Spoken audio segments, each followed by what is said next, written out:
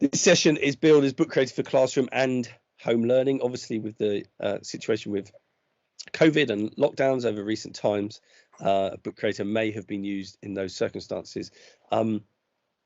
Really, before we get going on this, couple of things I want to say about this is it's called Book Creator, but really this is perhaps the best place, in my opinion, for children from kind of year 2 up to engage with anything that involves them typing and arranging pictures, a combination of image and text, whatever it might be, whatever they might be producing, whether that's a presentation, whether it's a written report, whether it's a science experiment that's being recorded in different pages, whether it's a DT project that's progressing over a number of weeks.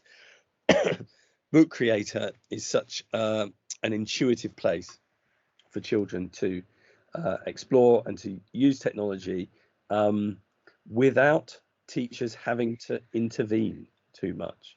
And I will talk about that a little bit more as well. This is all coming to you as part of the DfE's EdTech demonstrator program.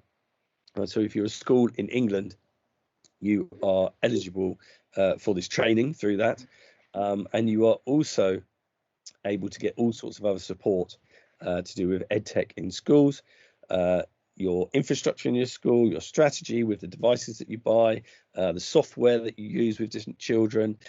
We are very practical, we are very opinionated, and we're probably one of the settings that kind of hates technology the most out of all of them.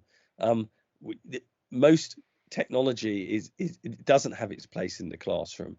There are golden bits that really do, but they are few and far between, and we see it as our mission to point out the things that can really make a difference and ignore the things that end up being gimmicks that might happen once in a year and then get forgotten. And we all know that there's plenty of things like that happen in education generally. So we're really interested in the hardware and the software that can embed itself in a school, that can deliver great value. And I'm pleased to say that Book Creator is certainly part of that. And I thought I would pinch this little slide from one of my presentations on strategy that just really to try to emphasize how working with children with technology is sometimes a bit of a mismatch between what the tool is they're being asked to use and their skills and where they are with it. And I would say that Book Creator comes down in this sort of it's the balance bike, or it's the bike with no gears and maybe some stabilizers on the back for children. It's a tool that allows them to get those basic skills. It strips away the nastiness of interfaces. I don't think there's any adult who hasn't had a nightmare situation with Microsoft Word at some point, moving pictures around and can't work out why the text has gone here or there. And really, it's the same with Google Docs as well. That's a simpler program, but when you use it with children, you always get to the point where you just think, this isn't quite right for these young hands and for these young children who are first experiencing this. And Book Creator is that tool that overcomes that. And there was one session when I was working with some year 3s where I really noticed this. It took about 10 or 15 minutes to explain the workings of Book Creator to them. And then the task, which it wasn't the best task in the world, but we had almost 30 children in there with one Chromebook each, and they each produced a kind of a meaningful, if not a really lovely piece of work over the next 25 minutes.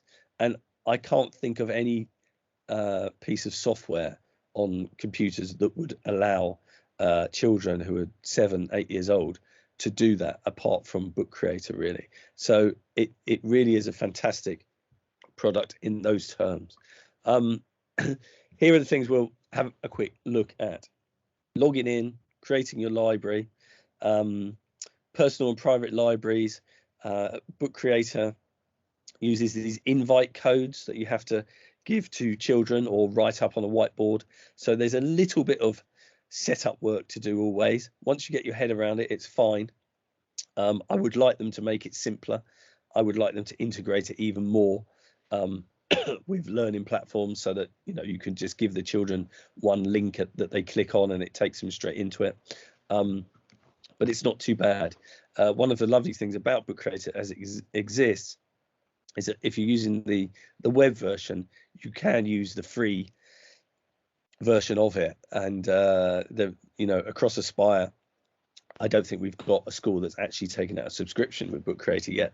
They're all just using it and using the freebie libraries and archiving and then starting a new one. Well, in the end, I think schools are going to want to spend a little bit of money on it to get the extra versatility that will get them. But it's it's nice to know that you can experiment with this thing for free. We'll look at some of the basic features, setting things up. Again, it's really not hard. As you might have picked up, if it works for children who are in year 3, an adult can find their way around it pretty quickly as well. Taking things further with templates, Book Creator have recently put this nice little remix feature onto books, so that when you publish a book,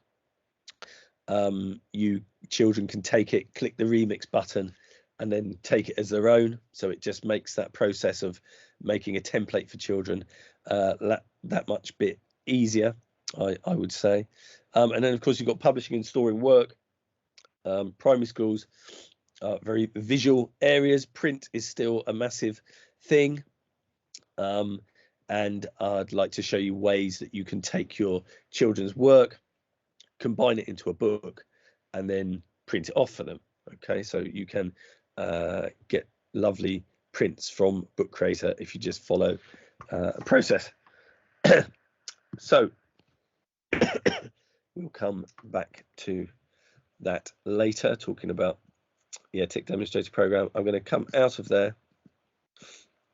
I'm going to stare at my transcript coming up the side there, which is quite spooky. I will ignore that, and I will come over to just give me one moment. I'm just going to close that, and I am going to go into Book Creator. In fact, I'm going to just log out of Book Creator first, so that I can show anybody who's really brand new to Book Creator what they're going to find. In fact, if you search for Book Creator, you'll find the initial page, and you've got a sign in button. This is the page that we would put on our system when children log in, and there's a student sign in. You'll see here there's a few ways to get into here. Some schools use this QR code feature. We don't, because we've got another way round it with Google logins, but it's worth thinking about making this system as easy as possible for teachers. You go in here. In our Academy Trust, teachers have Google logins and Microsoft logins. So in fact, you could have, really 2 accounts going at once. Just remember which one's which, I guess. And if I go into this one, first of all, you see in here a whole range of things that we use Book Creator for. You can see here some of the communications that go out, little parent communications, and publishing things from adult to adult. A little hint there of what could have been done in a lockdown situation, videos from teachers, all sorts of bits and pieces that you can do with Book Creator. But I'm really gonna focus on the sort of written elements, because I think those will be the first places that teachers gravitate towards, getting children to create their own written pieces. And if I look in this one, which is sort of amalgamation of some year 4 children's work, you'll see, this gives a really good example of a child's piece of work that has been put together very independently. They've worked from paper onto screen, so that combination of using written work in books and then editing and improving on screen. And images have been found through the image search within Book Creator itself. Very self-contained interface for creating books. There's another one with background. So these are genuine pieces of work produced by Year 4 children and very, very independently done. If I come out of here back to my books, so this is my library, and what I'm going to do is create a new library for children. So I'm actually going to, what am I going to do here? Yeah, I'm going to sign out of here. I'm going to go in with my Microsoft account now. Let's see if that goes in without any trouble between those. I'm hoping it does. It might need a couple of clicks for some reason. So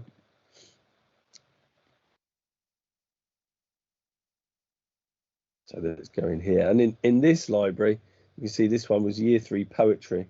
This was another mock one that I produced. But for teachers, if I go up here, you'll see that I've got my different libraries here. As standard, you'll have a private library, and you can see it's got a lock on it. So that's one that you can't share with children. And then you can have one shared library that's there, that's valid, and is usable with children. Now, if I was going to create a new one, let's archive that library and then create a new library. And incidentally, if you go up to archived, you'll find your libraries from before. There's a toothpaste experiment there that I might show you later, a science-based book creator thing. If I go to create new library, let's call this an example library. You'll see you've got some options here to choose from. Now, one thing that I like to turn off is here where it says students can read each other's books. I don't really want them looking at each other's work while they're producing theirs, because most of the time that's going to be a distraction. So it's nice for them to not see each other's books, but of course later on you could turn that option back on and then they could all look at each other's work. So I'm going to create this library, and if I go into this library, you're going to see there's no books at all in here, and you've got an invite code up the top. So you might click on that and this be plugged into your interactive screen or just your screen. You might take this code, and it comes up in capitals on there, but it doesn't matter. It's not case sensitive. So I could write it in lowercase up on my whiteboard, whiteboard marker, so that children, you know, as they go into Book Creator and it asks them for a code, they can look up at the board and type that in, and that will then give them access to this library. Keep this code safe and don't share it on social media. Well, I've shared it on here. You know, you could log into this library if you wanted, as a student. So from here, let me just show you over on a child's account. I'm going to go in pretending that I am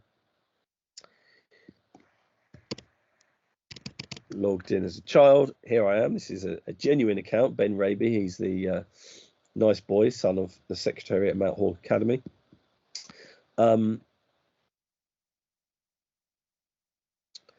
This is a library that he was working on, Tokyo Olympics. Let's have a look at his work. Tokyo Olympics. I think he's got something here on Sir Andrew Barron Murray. There we go. But I don't want him to work in this library anymore. I want him to go to the top left, and he'll see his libraries there. And I want him to join a library, and that's where he is going to put in that code that I wrote up on the board. So it's YPQXMFL. Join the library. Here we go. I've got no books. I'm going to create a new book. Now let's just get a sense of what it can be like to create a new book from scratch as a pupil or as a teacher. You do have these templates now which might be useful. And there are other ways to use templates as well, but let's just make a quick blank book. If I go here and choose this comic style book, you see you get a cover. You can go in between pages. Now, if I go up to this top plus button, this is where all the juicy stuff lives. I've got these comic elements because it's a comic style book. But if I go to media, you'll also see different options here. I can import pictures. I could use the actual camera on this device. I could use a pen. I could type something in a box. And I can record, and that would be like spoken word narration.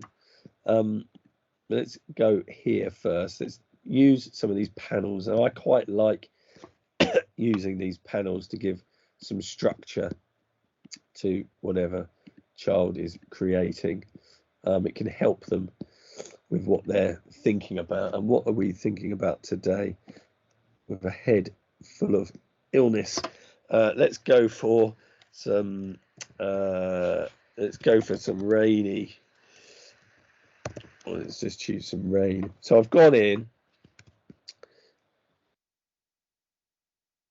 and you'll see this is the image selection part of Book Creator, which is a lovely part of it. So I can click on one of these frames, and I could take a picture myself, but I can also just click on picture, and I can search for an image. And we're going to have this contrast of sun and rain, which is on my mind at the minute as we go into autumn. And let's then, in here, I'm going to put a bit of text. Now I can go for text from here, or I can go for text from there. If I go text from here, I get a few different options. I can have this caption. And when you put text in, it comes up in a box first for editing. So it's got a simplicity there. You might find that a little bit sort of slow to start with, but it does help the children to kind of keep hold of what they're doing. So writing about the contrast of a rainy day and a sunny one. I'm sorry, I haven't thought of anything more amazing today. And let's put another picture in over here. And if we put in rainstorm, let's see what we get. Oh, that's pretty good. So I can put images in. And then I could put another piece of text in, some plain text.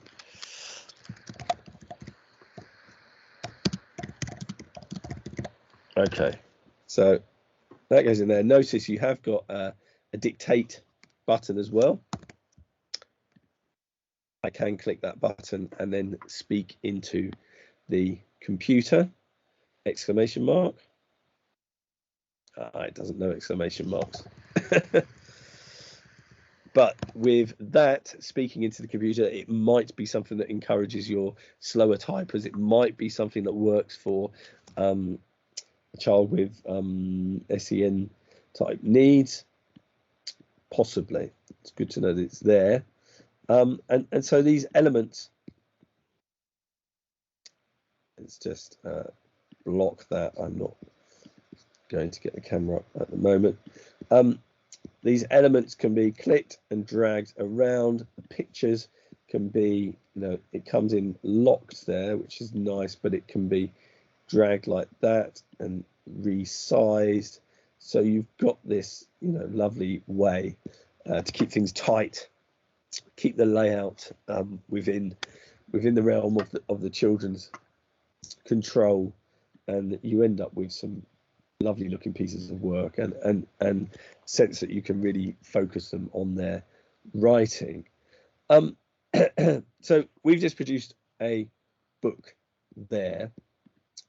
If I go back to my books, you'll see it will preview it. Sometimes it takes a little while to preview that front cover, but there it is.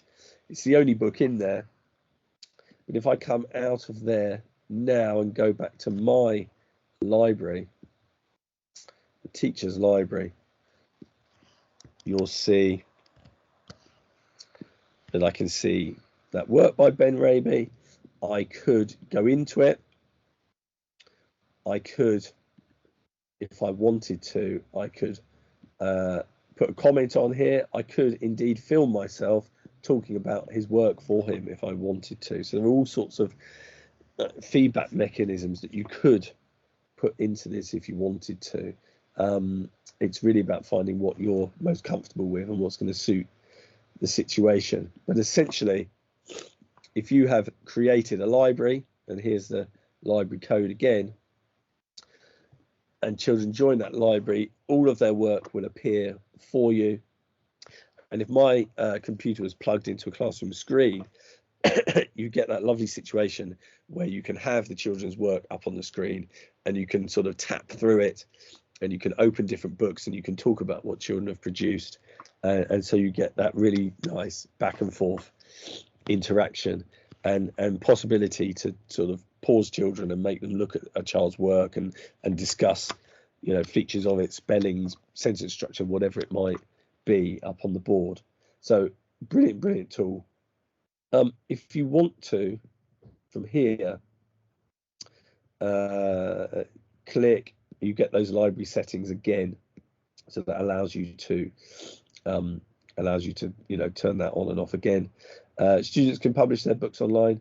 No, I'd keep that off and keep it in the teacher's hands. You get a really nice bit of control over what children do and what they can do with this.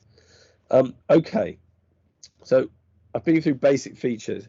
What I think I will show you is that if I go to book creator templates, something like that, you'll see that you've got something about template libraries there. Let's just go in. So you've got these templates, as I showed you earlier, when you actually create books. But what I like to see is under this resources tab, and this is just, you know, just search for book creator and you'll find this.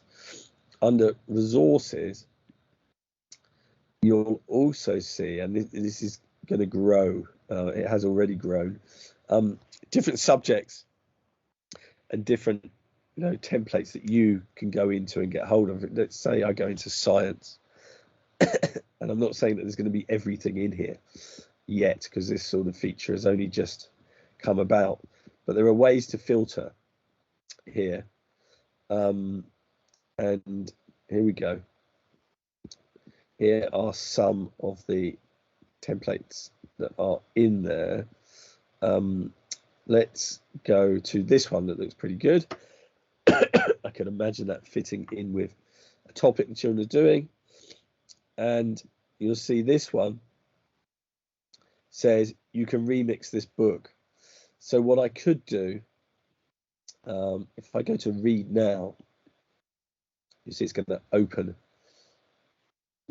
as a book there, but you've got a remix button. So what I can do is I can take this link possibly in the top and send it over to children if you've got, you know, like a learning platform. You could put that into a book within a library if you wanted to. That would be another way to do it. Or I could get this, remix it. I'm going to put it in my example library. There we go. It's ready to remix. If I go in there, you'll see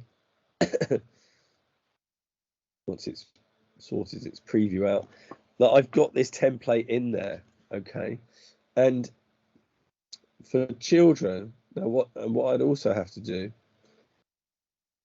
is publish it. And when I publish it, it says, do you want to allow remixes? Yes, I do.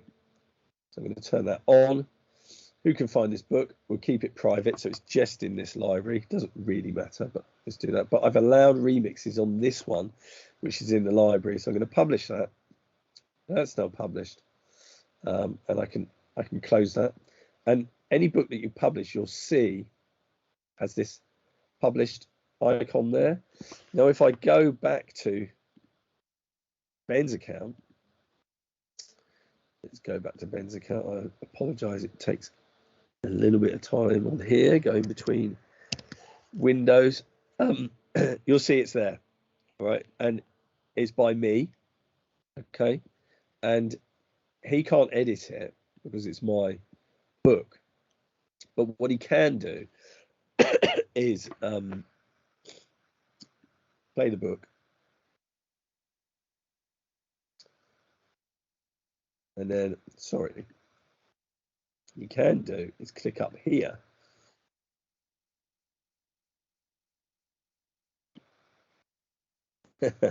I'm very sorry. In my wisdom and code, I've messed this one up actually. He can't find the remix option like that. You've got two options. It's in there. It's in there for him. What he can do is copy the book. Okay, so if he copies the book and puts it in the library, this is now Ben's book, and he can go in and adjust it. All right, and it will be here in just a moment. I should be able to click on there in a moment. You can see it's working that out. And that's the old way of doing this. The other way is that if you read it online, so if I go here, read online, it will then open in there, and I can click remix this book. Okay, so I could do it that way. Either way, and then I choose the library, example library, copy to library, and obviously doing it through this link would be a way to, you know, if you've got something like Seesaw running or Google Classroom or whatever it is you might use, you can chuck it over to children in there. If I go to copy to library, it's now in there. I've done it again, so I'm going to actually now have a second version. So you've got two ways to do it. You can either copy the book, tell the children, show children how to do that, or they can open it up from publish and go to remix. Now, doesn't matter which one I use, both the same. If I go in here and edit, you'll get a sense of how this template might work. And, you know, it's a simple layout that's repeated over a certain number of days, certain number of observations, but it's a nice, easy template.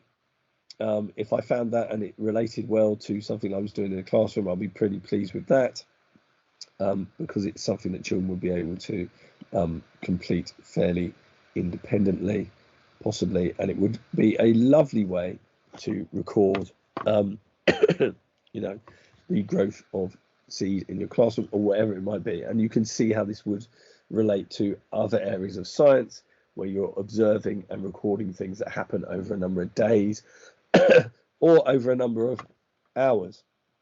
Okay, so that's one way that can be done. And, you know, I would encourage teachers to take a look at the, let's just go back to the templates here.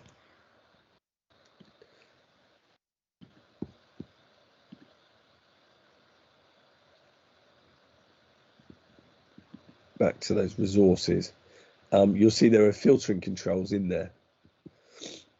And let's go into maths.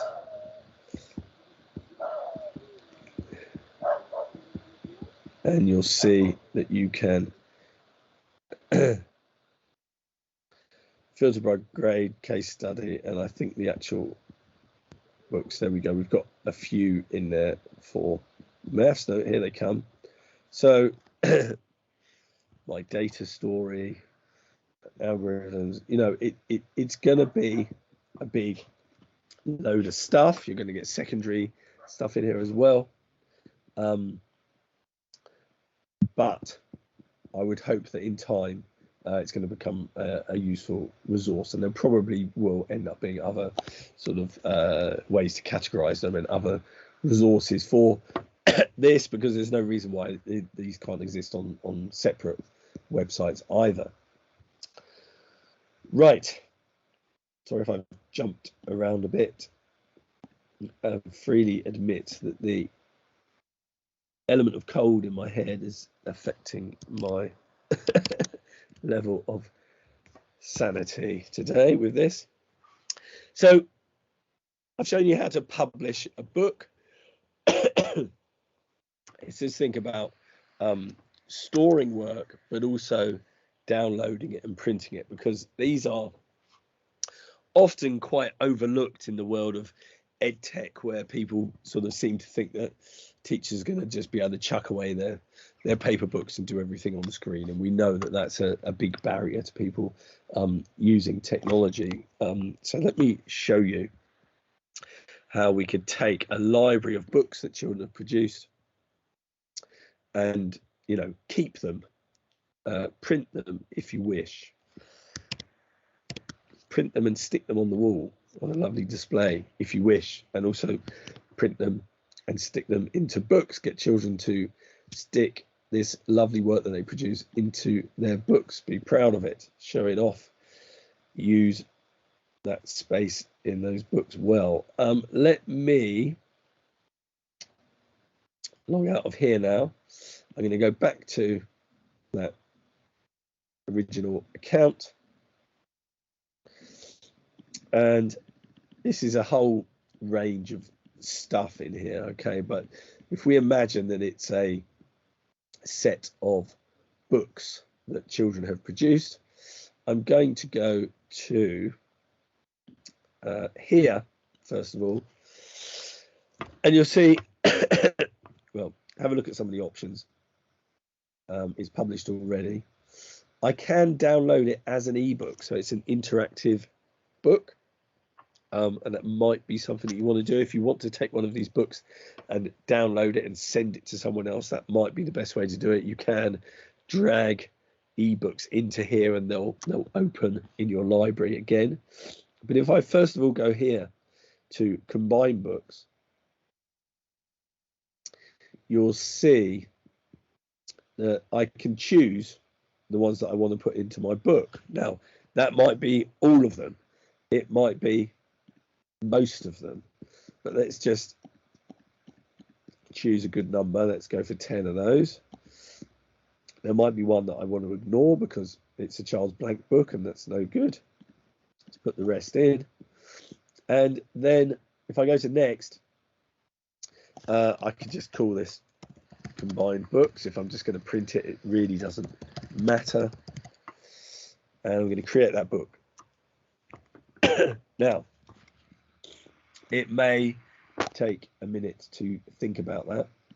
I'm not sure if I can click on there while it's doing it. It's just doing its work in the background.